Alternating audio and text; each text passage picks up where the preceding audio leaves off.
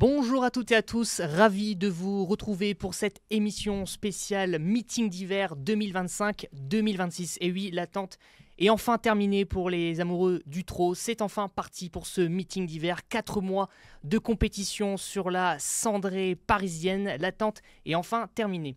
On a beaucoup de choses à dire dans cette émission sur le plan sportif. Et je dis on parce que je ne suis pas seul, mais très bien accompagné. Permettez-moi de vous présenter ou de vous représenter Guillaume Covès. Bonjour Guillaume, comment ça va? Bonjour Quentin, bonjour Clément. C'est parti pour le show. Mais c'est parti. Pendant 4 mois, on va vraiment se régaler. Des champions sur la piste, des groupes 1. Le meeting d'hiver, c'est un feuilleton formidable avec le climax et le prix d'Amérique et le Cornelier, bien sûr. Bien sûr. On sent toute la passion et l'excitation, Guillaume. On est enfin oui, arrivé à ce avec meeting. les meilleurs pilotes, les meilleurs chevaux. On parlera tout à l'heure des absents, justement, de ce grand événement, mais on a vraiment hâte d'y être. Très bien. Aujourd'hui, j'allais dire face à toi, mais non, vous n'êtes pas face à face. C'est l'homme des stats, l'homme des chiffres d'Equidia. C'est Clément Bigouat qui nous fait l'honneur d'être avec nous. Bonjour Clément, comment ça va? Bonjour mon cher Quentin et bonjour Guillaume, ravi de faire la tablée avec vous pour ce grand moment, ce grand show.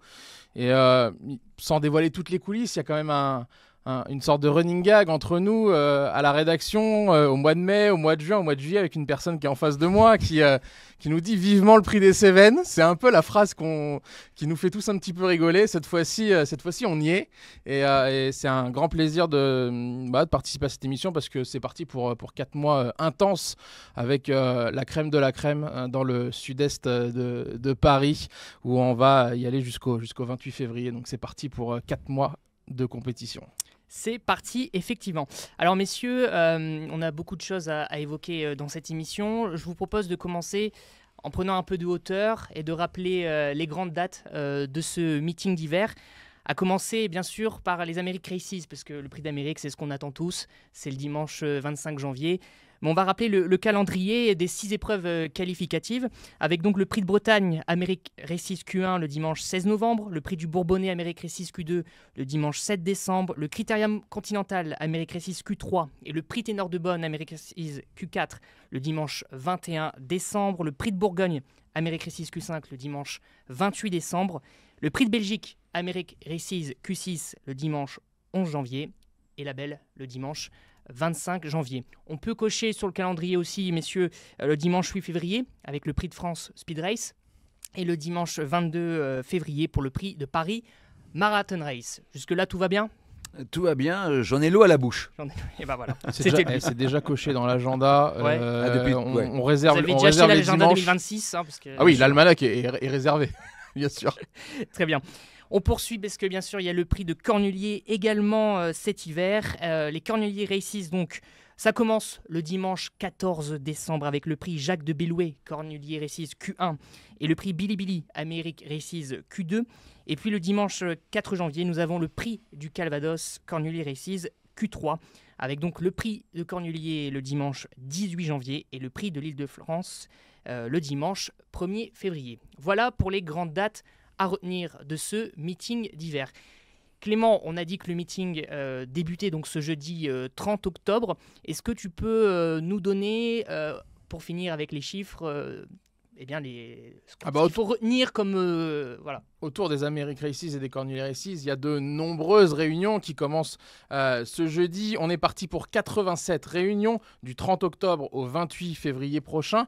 733 courses au programme, 544 au trot attelé, 189 au trot monté, 72 quintés prévus et ça commence dès ce jeudi et dès ce vendredi. Et 17 groupes 1 vont rythmer le meeting durant ces 4 mois. Il y en aura pour tous les goûts, avec les 3 ans, les 4 ans, les 5 ans, les chevaudages, sous la selle, trot attelé, étrier, il y aura tout et ça va être très très très intense au-delà des groupes 1 bien sûr, mais dès le prix de Bretagne le dimanche 16 novembre prochain avec les champions en piste. On attend tous cela. 4 mois, 30 octobre, 28 février 2026. On a de quoi se mettre sous la dent, Guillaume.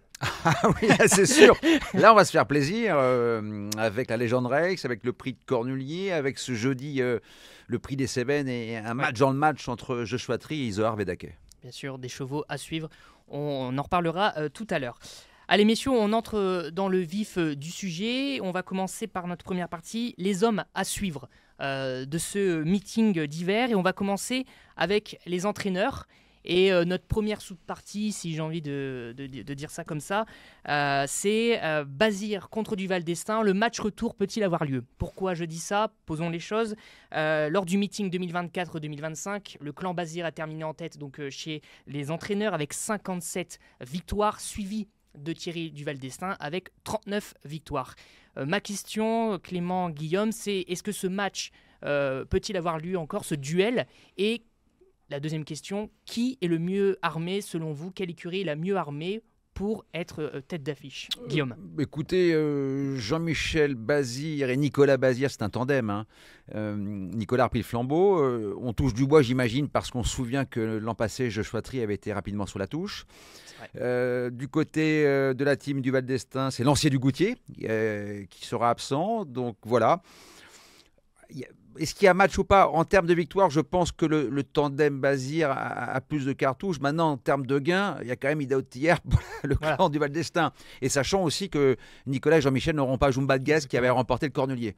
Mais je pense que la team Bazir va devancer, en termes de victoire, le clan du Val d'Estaing. D'accord. Il y a plus de, entre guillemets, de cam dans les prix de série, dans les courses de seconde catégorie, dans le côté clan Nicolas et Jean-Michel Bazir. C'est pour ça qu'il y avait quand même 18 victoires d'écart. Après, on sait que le classement aux entraîneurs se fait au gain. Et comme tu l'as bien dit, Guillaume, il peut y avoir match. L'année dernière, c'était aux alentours de 600 à 700 000 euros d'écart. Sans Jumba de Guez, c'est un souci, forcément, puisqu'elle visait le Cornelier qui a une allocation très élevée.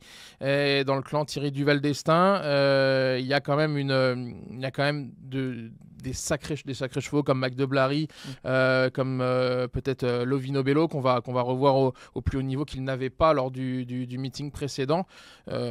Mais clairement, oui, le duo Bazir du Val d'Estaing se détache un petit peu du reste du peloton, si on peut le dire. Puis on sait que Jean-Michel Bazir, durant ces 4 mois, il sort de sa tanière. Hein. Le reste de l'année, il choisit vraiment ses courses.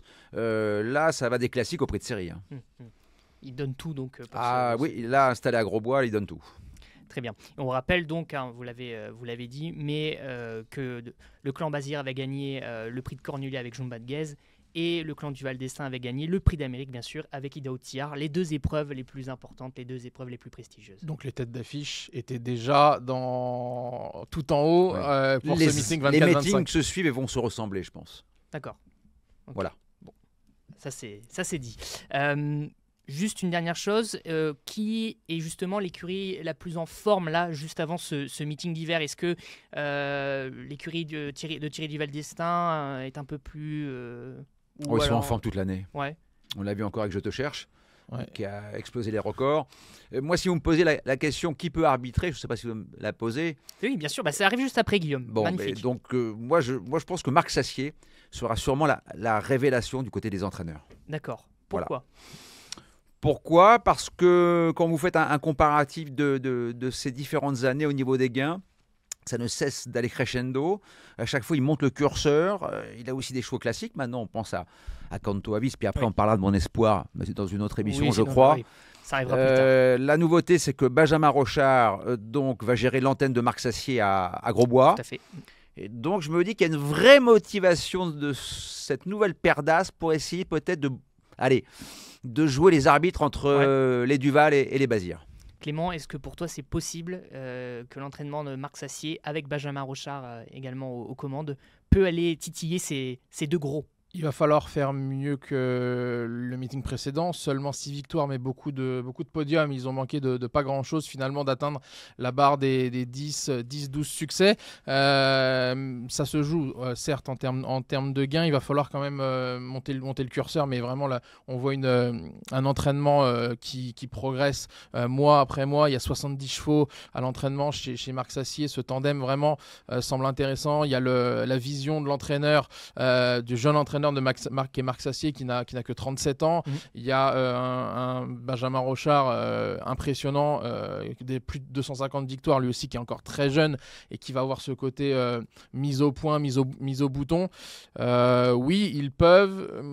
Pour la 3e place, ça semble quand même compliqué puisqu'il faut vraiment atteindre autour des 30 victoires. Donc je pense pas qu'ils puissent atteindre 30 victoires. Après, il va falloir briller. Briller, ça veut dire briller dans la finale du Grand National du Trot avec Indy Djir, ça veut dire briller avec Kanto Avis ou encore Harley Gemma, et dans les jeunes avec Nelson MG ou encore Louvre de Rêve d'Or. Il ne faudra pas se louper dans les groupes 2 et au niveau au-dessus dans les groupes 1. Le cap des 30 victoires, il a été atteint l'année dernière par Laurent-Claude Abrivard, qui a terminé 3e donc, du classement des entraîneurs. Laurent-Claude Abrivard, bon, il y a une XS Bleu qui est actuellement le meilleur trotteur. Oui, mais très mauvais programme cet hiver. Très mauvais programme, mais en tout cas, est-ce que, il y a une Marosa, Gendréen, Just Love You, est-ce que Laurent-Claude Abrivard peut remonter sur le podium ? Oui, il peut, avec notamment Carambar. Maintenant, il faut voir Just Love You qui va sûrement monter en puissance tout au long du meeting d'hiver. Les Crins d'Or un peu en quête de rachat. Une XS Bleu, je crois qu'il n'y a qu'une course, c'est le Jean du Mouche. Ouais, une ou deux maximum. Une ou deux maximum, il va aller courir en Italie. Maintenant, il faut voir au niveau de la jeune génération. Mais c'est vrai qu'en l'absence d'XS Bleu, ça m'étonnerait qu'il fasse mieux que l'an passé. D'accord. Clément ? Pareil, j'ai du mal à les voir 32 victoires l'année dernière. Pas loin des 2 millions de gains, j'ai du mal à les voir. Il y a Inma Rosa, mais qui va aussi courir en Italie ce samedi 1er novembre. Il y a Maître Jacques chez la jeune génération. Il va là aussi falloir être très fort dans les très très grands rendez-vous, et je pense qu'il y a un petit peu moins de qualité qu'au meeting précédent. Donc c'est pour ça, au-delà des 2 premiers qui se détachent, il y a quand même un ensemble d'entraîneurs pour entre guillemets la médaille de bronze qui vont se livrer un duel, une bataille vraiment magnifique durant tout le meeting. On a peut-être rarement eu un niveau aussi homogène entre la 3e et la 7e, 8e place côté entraîneur. Très bien. Concentrons-nous maintenant sur les drivers, si vous voulez bien, avec Eric Raffin qui domine bien sûr le classement du Sulky d'Or avec 239 victoires. En route, peut-être vers un 7e Sulky d'Or d'affilée. On se souvient, il y a quelques jours, coup de 6 à Mort de Bretagne. Il est en pleine forme, Eric Raffin. Est-ce que ça peut de nouveau être l'homme de l'hiver ? Je pense que ce sera l'homme de l'hiver, mais en termes de victoire. Mais il manque quand même une grande victoire. Oui. Il lui manque un prix d'Amérique. Bien sûr. Donc là, c'est un 7e Sulky d'Or, mais pour ses compétiteurs, le Graal, c'est le prix d'Amérique. Et cette année, à qui il sera associé ? On ne sait pas encore. On sait qu'Orsi Dream va passer une IRM, peut-être de retour au printemps. Ouais. Mais je pense que ça doit le travailler, Eric. Ça doit le travailler, ça. Donc voilà. Mais sinon, en termes de victoire, oui. Alors à voir s'il va battre son record qui est de 296, si je ne dis pas de bêtises, Clément. Toi qui es l'homme des stats. Ouais. Il est à combien ? 236, 237, bref. Peut-être. Mais c'est le prix d'Amérique qui manque. C'est ça le Graal. C'est la finale de la Coupe du Monde, Quentin. Ça peut jouer dans le mental, dans la préparation d'un meeting. À une semaine de la course, oui, mais même pendant les qualifs, ça joue. Bien entendu, on a envie de savoir avec quel cheval on sera associé. Et surtout, avec quel champion. Ça va arriver vite, puisque les B, les American Races, arrivent très vite. Donc là, Eric Raffin... Finalement, c'est un travail d'Eric Raffin et de son agent. C'est une équipe complète qui travaille finalement depuis de longs mois. Maintenant, on est plutôt dans le doute, comme l'a dit Guillaume, sur l'association à venir dans les courses qualificatives et pour viser le Graal le dernier dimanche de janvier. Après, sur la partie chiffres, il est au combiné il dépasse très très régulièrement les 300 victoires. Son record date de 2021, 351 victoires, ce qui est totalement fou. On peut citer 345 victoires en 2019, 346 l'an dernier. Et là, au Sulky d'Or, quand on voit l'écart, c'est un gouffre finalement. Il y a 54 victoires d'avance sur Benjamin Rochard, 56 sur Johan Le Bourgeois, et Mathieu Abrivard est même à 80 victoires derrière. Et là, on parle que du Sulky d'Or. Il y a l'étrier où il livre une bataille là pour être à la 3e place. Les qualités du Vendéen à la Drive et à la Maine ne sont plus à démontrer. Il domine régulièrement le classement, puisque Jean-Michel Bazir drive nettement moins. Il s'est mis en retrait, mais pour driver beaucoup plus de qualité. Guillaume, tu valideras. Derrière, il y a Mathieu Mottier qui arrive, Alexandre Abrivard, il y a Benjamin Rochard. Ça se réduit, mais Eric Raffin devrait normalement dominer ce classement. Maintenant, on attend du lourd en termes de champion. À qui va-t-il être associé? Grande question. C'est la question. Donc, en termes de gains, on est d'accord. De nombre de victoires, Eric Raffin semble être le mieux placé donc, pour ce meeting. Derrière, pour le sulky d'argent, il y a une petite bataille. Et en tout cas, c'est Benjamin Rochard et Yoann Le Bourgeois. 185 victoires actuellement pour Benjamin Rochard, 183 pour Yoann Le Bourgeois. Il n'y a pas de match. Il n'y a pas Benjamin de match. Rochard. Ah, c'est sûr. Je pense qu'il va Avec beaucoup de conviction. Dépasser même la barre des 200 victoires. Ouais. C'était 196 l'an passé. Je parle bien au sulky d'or. Ouais. Je trouve qu'il commet très très peu d'erreurs. Il drive des master courses. Je dis souvent, quand vous jouez Benjamin Rochard, vous êtes en sécurité. Donc je pense que ce sera le dauphin d'Eric Raffin. Clément. Ah oui, je valide totalement. Il faut faire attention avec Benjamin Rochard aux mises à pied. Il drive un petit peu moins à cause de ces mises à pied. On le voit parfois être en dehors du coup durant 4 à 6 jours. On sait que dans le meeting d'hiver, il faut faire attention à ça, même si on connaît la sévérité, mais tout à fait logique des juges. C'est une question de confiance pour ce jeune driver jockey, et je le vois très clairement monter d'un cran. C'était 32 victoires lors du meeting précédent au sulky, c'était 14 seulement, on va dire, au trop monté, mais il a les moyens de viser la 2e place du classement. Très clairement, il a de plus en plus de clients, de plus en plus d'entraîneurs qui lui font confiance. Il est associé à des très bons chevaux dans quasiment toutes les épreuves de groupe désormais. Donc je vois aussi Benjamin Rochard prendre l'avance sur Yoann Le Bourgeois, qui a un avantage énorme, c'est la province où il est impressionnant dans les dimanches, coup de notamment 5 en à Yoann Le Normandie. Bourgeois il y a quelques jours. Oui, les coups de 5, les coups de 6 s'enchaînent. Il y a à Vincennes désormais, je pense que Benjamin Rochard a pris le lead sur Yoann Le Bourgeois. Même si Yoann Le Bourgeois pourra compter sur la jeune génération de Philippe Allaire. Et ça, c'est pas à négliger, bien entendu. Messieurs, passons au jockey, l'étrier d'or, avec la question Mathieu Mottier et Paul Ploquin en tête d'affiche, point d'interrogation. Actuellement, ils sont bien niveau classement. Mathieu Mottier avait terminé en tête du classement des jockeys du meeting d'hiver précédent. Mathieu Mottier. Il se dirige à 33 ans vers un 4e étrier d'or. C'est quand même fabuleux de voir ce jockey driver enchaîner les succès, 78 victoires déjà, alors qu'il reste finalement tout le mois de novembre et tout le mois de décembre. Il peut s'approcher encore une fois et dépasser les 90 victoires. C'est une super année. Honnêtement, en termes d'étrier d'or, je trouve qu'on a 8 jockeys à 32 victoires et plus, qui est quand même assez impressionnant. Là aussi, une belle homogénéité. Avantage, oui, à Mathieu Mottier et à Paul Ploquin, et juste en dessous, je dirais le trio Raffin, Rochard, Abrivard. Mathieu Mottier a vraiment de la qualité dans ses box et une énorme confiance des professionnels. Et là aussi, sur ce que tu disais, Guillaume, quand on a Mathieu Mottier lors des courses de trop montées au départ, on est quand même plutôt serein. Il a une magnifique position à cheval. J'aime beaucoup aussi la main de Paul Ploquin, surtout avec les chevaux un peu délicats. Mathieu Mottier, il a l'avantage aussi d'être metteur au point, d'être entraîneur. Oui. Et puis, il a aussi une jument dans la discipline de l'étrier qui s'appelle Joli Chic, qui va peut-être nous faire une gazelle de Val, qui sait enchaîner les victoires, qui est invaincu, qui peut-être sera au départ du Cornulier, sait-on jamais. Mais Mathieu Mottier, position à cheval exceptionnelle. Mais je suis d'accord je valide totalement les propos de Clément. Très bien, parfaite harmonie sur ce plateau. Messieurs, le temps défile.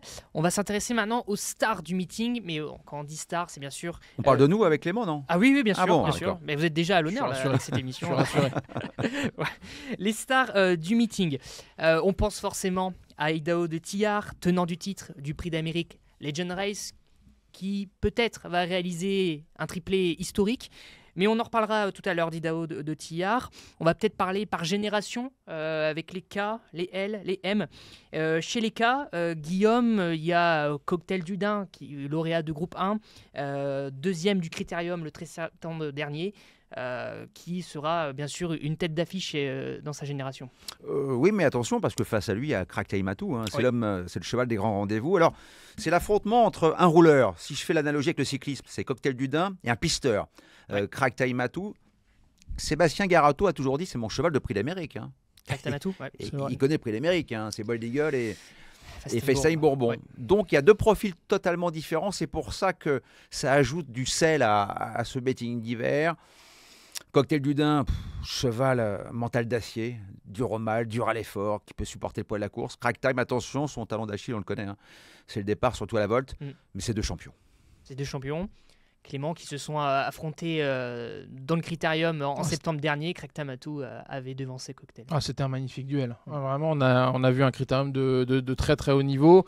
Il va falloir passer le cap désormais, puisque c'est la fameuse transition 5 ans et passer dans la catégorie chevaudage, donc affronter les meilleurs de leur génération qui, eux, ont aussi pris de l'âge. Il y a le sprinter aussi, on peut parler de King Opera, drivé un petit peu plus offensivement dans le critérium des 5 ans par William Bijon.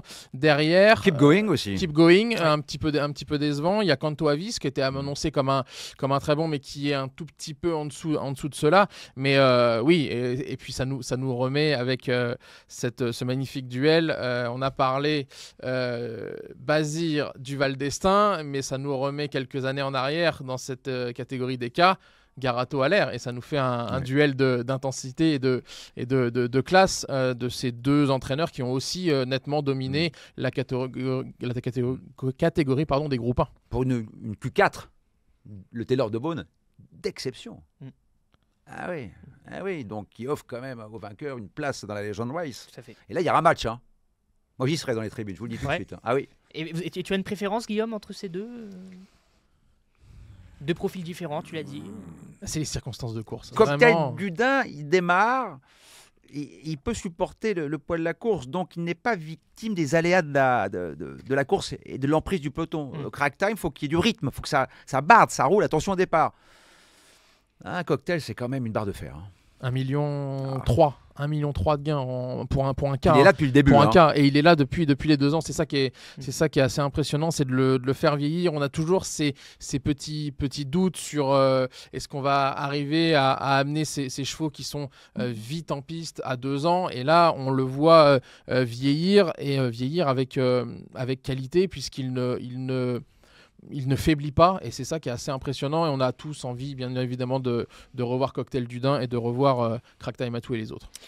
Chez les L, pas de lancier du Goutier, on l'a dit en préambule de cette émission. Alors qui derrière? Il y a Lisa Josselin, il y a Lovino Bello, Lombok Giel. Il y a des chevaux de qualité derrière pour reprendre un peu le lead de cette génération pendant le meeting d'hiver. Qui, selon toi, Guillaume, peut se démarquer? Moi, j'aime beaucoup Lombok Giel. Ouais. Je pense que c'est le meilleur de la génération. Alors souvent, le cheval a eu des échecs, mais qui comportent des excuses. D'accord. Je pense que c'est celui qui est le plus perfectible. Je pense que Lovino Bello, qui est un phénomène aussi, mais bon, Lovino, on l'a vu à 100-105%. Il y a Lisa Josselin, qui est une super pouliche. On oublie totalement la bévue du Critérium, mais je pense que Lombok Giel, durant ce meeting et même dans les années à venir, je me mouille un peu, c'est peut-être un vainqueur de Prix d'Amérique. Ah oui, Ouais, complètement. je me mouille. On est le 30 octobre 2025, Alors, on prend date. Je parle pour 2027, 2028, Bien sûr, 2029. hein. bien sûr, bien sûr. C'est un cheval qui a toujours été préservé. Regardez toutes ses courses. Hein. Préservé et façonné à la Luc, à la Dersoir, pour finalement bien vieillir. Et on le voit quand même dans le comportement, notamment. On sait que c'était un cheval quand même compliqué, même qui reste compliqué à atteler dans les écuries un petit peu bouillants, mais on le voit quand même progresser et s'amender de ce côté-là, Guillaume, et c'est important. Je suis d'accord, et je pense qu'il est même meilleur que son compagnon de boxe au Caïd Logiel, hein, Peut-être. qui a une belle carrière, hein, Qui est millionnaire. qui est millionnaire. Donc rendez-vous compte, Lombok peut-être, Placé d'Amérique. Hein donc, Kaido Giel, ouais. peut-être 2 millions compteurs. meilleur à la fin de sa carrière. On lui souhaite. Il y a aussi, on peut citer quand même Franck Gio, qui fait partie des tout meilleurs chez Sébastien Garato. Et moi, il y a un que j'aimerais citer. Et, Guillaume a peut-être un mot à dire. On le voit arriver depuis quelques semaines, mais il y a quelque chose qui nous fait dire qu'il va pouvoir monter les échelons. C'est Lord du Gers dans les semi-classiques et peut-être, pourquoi pas, faire un podium dans les groupes 1. Il a le droit, on l'a vu après la disqualification dans le critérium, il suivait librement. Alors, je reviens sur Franck Gio. Oui. Alors, je parlais du ténor de Beaune qui est la Q4, le Continental c'est la Q3. On peut assister aussi à un match exceptionnel entre Franck Gio et un certain Scandinave. Enfin, un phénomène suédois à Vincennes cet hiver. Dream Mine, qui a fait forte impression. C'était extraordinaire. Les qualifs à Hobby étaient extraordinaires. Sa prestation, Davy, en plus d'experts à la rédaction, je vais citer notamment Dylan Venet qui suit énormément les courses suédoises. On a très très rarement vu ça dans le Grand Prix de l'UET. Souvent, il y a une certaine peur de venir affronter nos Français, nos meilleurs trotteurs, et là on a vraiment un drôle de phénomène. Et quand on l'a pour l'instant, Guillaume mon cher Quentin, on fait la liste, on a pour l'instant chez les K, chez les L, on va venir chez les M, des affiches qui donnent énormément envie d'aller à Vincennes, d'aller à Vincennes et de ne louper absolument aucun dimanche, mais même aucune course qualificative, parce qu'on va avoir un programme magnifique. Effectivement. Chez les M, messieurs, pour vous, un cheval qui se détache, on pense à Mac de Blary forcément. La revanche, on est obligé de reprendre la ligne du critérium des 3 ans. Mac de Blary sur tapis vert, Magic Knight, qui est peut-être pour moi la numéro 1 de toute la génération. Je la trouve impressionnante depuis quelques mois. Qui a gagné récemment. Il n'y avait pas Mac de Blary sur sa route. Et là, on a aussi du très costaud. Est-ce qu'on va retrouver Maître Jacques chez Laurent-Claude Abrivard qui, quand on avait vu ses impressions, on pensait le voir très très haut. Il va falloir le remettre en route. Et il y a un cheval façonné qu'on n'a pas vu dans le critérium, mais qui peut se faire un nom dans l'écurie d'Étienne Dubois, c'est Magic Man. Oui, mais qui a récemment déçu, qui m'a déçu, moi. Je suis un peu sur ma faim sur Magic Man. C'est vrai que c'était la plus belle impression. Je suis d'accord avec Clément, je pense que Magic Knight, elle a fait plier quand même plusieurs fois 1000 étoiles, qui est estimée par la team Bazir. Je pense qu'elle est au-dessus du mal, Mac de Blary. Voilà. D'accord, ok. Bon. Je vous le dis. Mais là aussi, on va avoir des combats. Alors, ils vont être séparés, préparatoires. Ils ont 2 groupes cet hiver, mâle, femelle, mais oui, il y a du très costaud. Le Redicache et le Ourasi pour eux, si je dis pas de bêtises. C'est ça. Voilà. Très vite, au trop monté, l'attraction, est-ce que c'est It's a Dollar Maker qui va tenter de... sur ce qu'il a fait dans le Gordonia, il a trotté une 11 sur 2850. Donc, toutes 2850 grandes pistes. Rien que ça donne... ça pose les qualités de ce It's a Dollar Maker. Mais attention, là aussi, on a quand même du très costaud, même si on sait que c'est des chevaux plutôt fragiles et qu'il faut vraiment préserver. Alors, on l'a vu, il y a la façon Bazir, c'est-à-dire de courir... quasiment que attelé et de piquer au bon moment dans le cornulier, mais on reste avec l'équipe de Joël Allais, monsieur trop monté en France, avec Ina Durib, deuxième du cornulier, avec Hirondelle Durib qui a gagné le Henri Desmonti. Il va falloir compter sur eux, et encore une fois, si on parle de millionnaire, il y a Idéal Duchesne, elle a 1,3 million de gains, la petite championne de Julien Lemaire. Il y a aussi quand même, faut pas oublier Jéroboam d'Érable, qui avait battu Ina Durib dans le Guillaume de Bellègue, Jewel Candelfac, qui avait fait l'arrivée l'an dernier du Cornulier, qui alterne les 2 spécialités. Puis je parlais de Joli Chic, attention, parce que Joli Chic, c'est Mathieu Mottier, c'est Gazelle de Bâle. Et elle ne cesse de repousser ses limites. Premier rendez-vous déjà lundi dans le prix Reynolds groupe 2.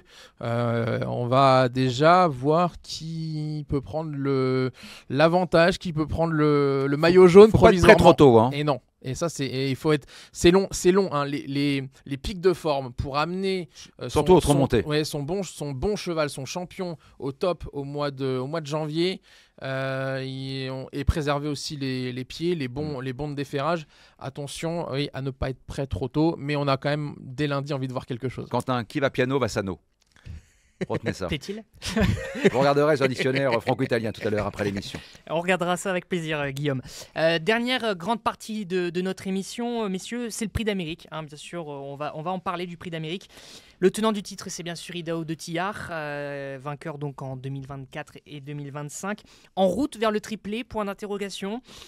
Triplé, pourquoi un point d'interrogation? Je sais pas, je pose un un débat. Point d'exclamation? Un point d'exclamation. Bon, bah alors le débat n'existe pas. Non, pour moi, il n'existe pas. En tout cas, le triplé, ce n'est plus arrivé depuis Eurasie. 86-88. Tout à fait. Guillaume, alors... On n'était pas nés. Ça nous rajeunit pas. Moi, j'avais 16 ans, je crois. Voilà. Bon. La force de l'âge. Voilà. Clément, pas très loin, quand même. En réflexion. En réflexion. Moi, je peux dire que je n'étais pas né. Où en est Idaho, messieurs, avant ce meeting d'hiver? Comme l'an passé. Regardez sa dernière prestation en Suède, formidable. Il va monter en puissance. Je ne vois pas aujourd'hui d'adversaire à sa taille. D'accord. Voilà. Je pense qu'il va arriver au top. Ouais. Alors, chaque début d'hiver, on s'inquiète souvent, mais là, on a été rassuré. Je ne vois pas comment... Alors, à moins d'un souci de santé, bien entendu, ça peut arriver. Ce sont les athlètes de haut niveau. Et ça lui est arrivé, d'ailleurs. Lui. Ouais, ça lui est arrivé. Je ne vois pas qui peut le battre. Attention, hein, son souci de santé n'était pas ce qu'on voit souvent, c'est-à-dire les tendinites ou un suspenseur. On parle souvent de ces petits soucis de santé. C'était une entorse au jarret, mais qui a quand même mis du temps à être réglé. On pensait que ça allait être facile et qu'on allait le revoir rapidement. Finalement, on a pris énormément son temps chez Thierry, Théo et Clément Duval d'Estaing. Sa rentrée à Alençon, elle est déjà très bien sur l'herbe. Une rentrée toute tranquille avec son entraîneur pour la première fois au Sulky qui a dû se faire plaisir. Terminé fort à l'extérieur. Après, ça a été compliqué. Ça a été compliqué dans le Grand Prix de Wallonie en troisième. Mais comme l'an passé, pareil. Sur une piste moyenne. Mais après, le voyage en Suède qui n'était pas forcément prévu.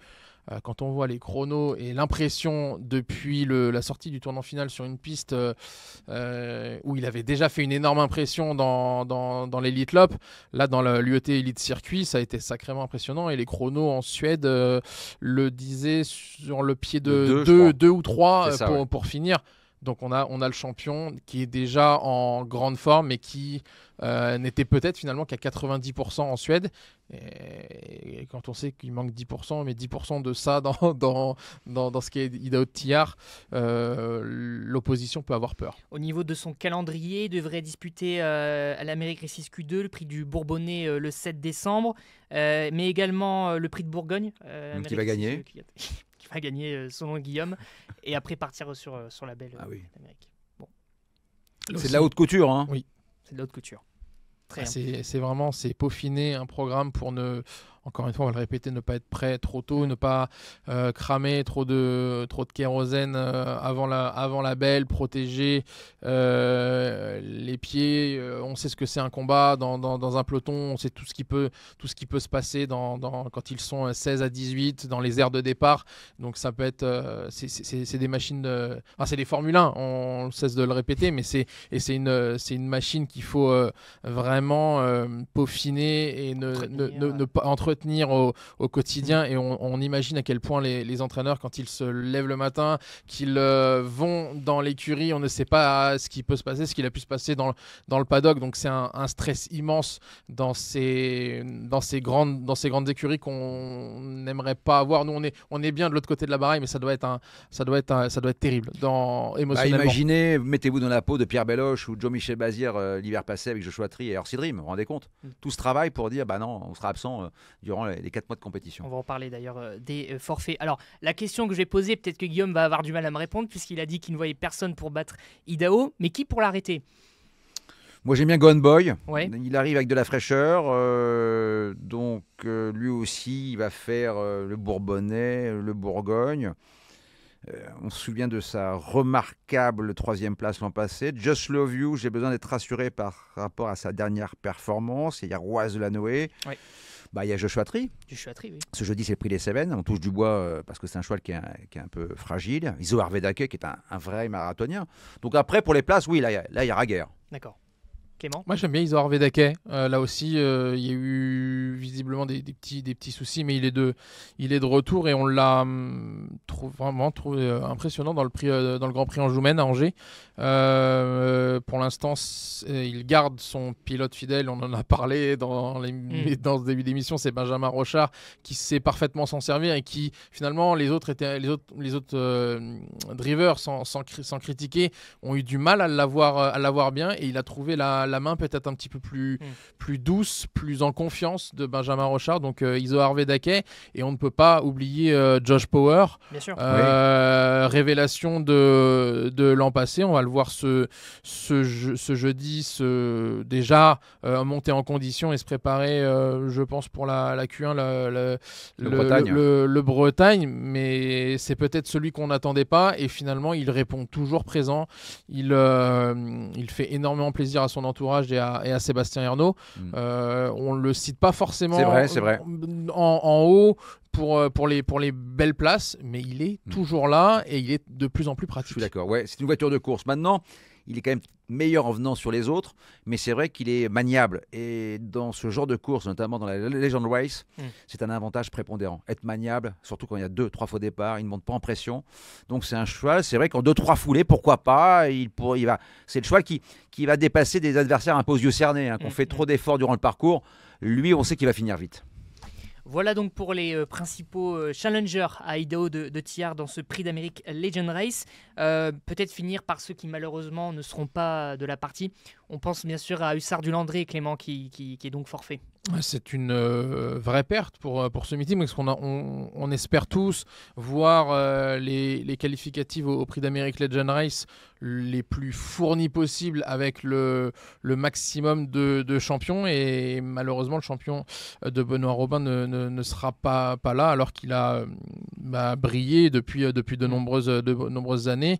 Qui avait remporté la Q1. La Q1, exactement. Donc pas de tenant du titre le 16 novembre, c'est vraiment dommage, mais comme on dit, c'est une mécanique à vraiment entretenir, et là ça a malheureusement cassé, et on devra faire sans ces deux bons H parce que tu vas lancer l'autre. Exactement, Guillaume, j'allais te lancer sur Orsi Dream qui ne sera toujours pas là. Malheureusement, donc il a passé une IRM. On va peut-être le revoir au printemps. On pense aussi à Jumba de Gaz, qui ne pourra pas tenter de conserver sa couronne dans le prix de Cornulier. Et qu'aurait pu, pourquoi pas courir l'Amérique, c'est compliqué. Oui, qui avait gagné le prix de Paris, on se souvient. L'ancien du Goutier, qui a été impressionnant lors de son dernier sacre au niveau groupe 1. Voilà, en espérant voir ses champions au printemps ou cet été. Très bien. Eh bien, merci messieurs. Merci à vous, voilà Quentin. la fin de l'émission. Très chargée, beaucoup de choses à dire. On espère que vous avez les clés de ce meeting. Du côté homme à suivre, cheval à suivre, etc. On espère que ça vous a plu et puis on se retrouve pour une autre émission. Et n'oubliez pas que tout au long de l'hiver, il y aura ticket pour l'Amérique jusqu'au dernier dimanche de janvier pour faire le papier de toutes les qualificatives à la Legend Race. Donc voilà, on a les dates. Vous avez toutes les dates en main. Vous savez comment trouver les champions et surtout et aller les aux analyser. Courses. Aller à Paris-Vincennes. Il y a beaucoup d'animation et le spectacle est sur la piste. Exactement. Voilà pour cette émission. Merci beaucoup de nous avoir suivis et à la prochaine.